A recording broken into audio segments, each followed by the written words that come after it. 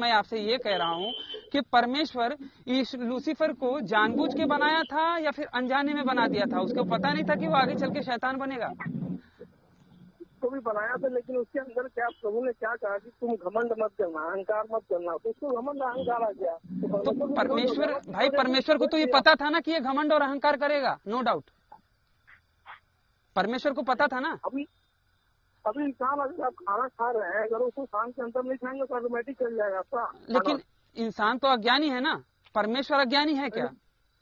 नहीं, आप अगर खाने को नहीं खाएंगे तो ऐसे चल जाएगा, ये बताइए। भाई हम सारी दुनिया को हम कार्य, हमारे हाथ पर हम कार्य करने के लिए उस तरह से मजबूर हैं, परमेश्वर भी उसी तरह से मजबूर है क्या?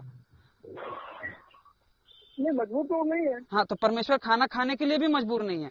लेकिन मैं कह रहा हूँ परमेश्वर को बारे में ये भी कहा जाता है कि वो कोई गलती नहीं करता, तो यहाँ पे वो गलती कर रहा है क्या? जब उसने लूसीफर को बनाया था तो क्या जानबूझ के बनाया था? अगर जानबूझ के बनाया था तो वो चाहता था कि दुनिया में बुराई पैदा हो। अगर उसने अनजाने में बनाया था तो वो अज्ञानी है, और अज्ञानी को हम क्यों माने?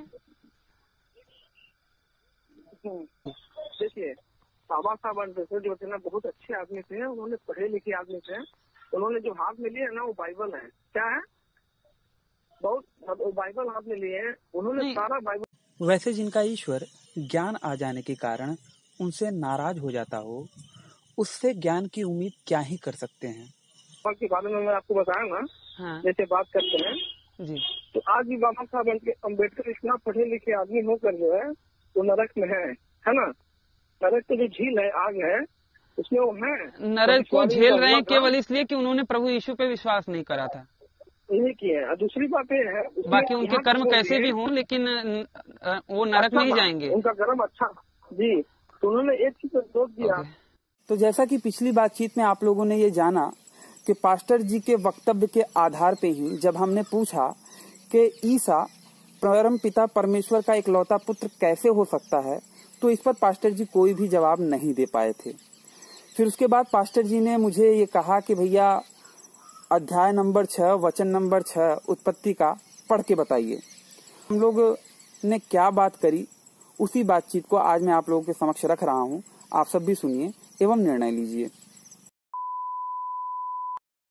तो मित्रों, गुप्ता पास्टर जी के साथ हुई हमारी इस चर्चा को सुनने के लिए YouTube के सर्च बार में जाकर वैचारिक मंथन हिंदी या इंग्लिश में वैचारिक मंथन सर्च करें और हमारे नए चैनल को सब्सक्राइब अवश्य करें। मनुष्य मिट्टी से बने, बेसिकली मिट्टी से बने, इसमें मुझे कोई दिक्कत नहीं है। जैसे कि बाइबल में भी बोला गया है, उससे भी मुझे दिक्कत नहीं है। लेकिन कहा यह जाता है कि केवल मिट्टी से बने। बाइबल में बोला गया है कि मिट्टी से बना दिया, जबकि हमारे यहाँ पे बाकायदा आता है कि पंच महाभूतों से हमारा ये शरीर बना है।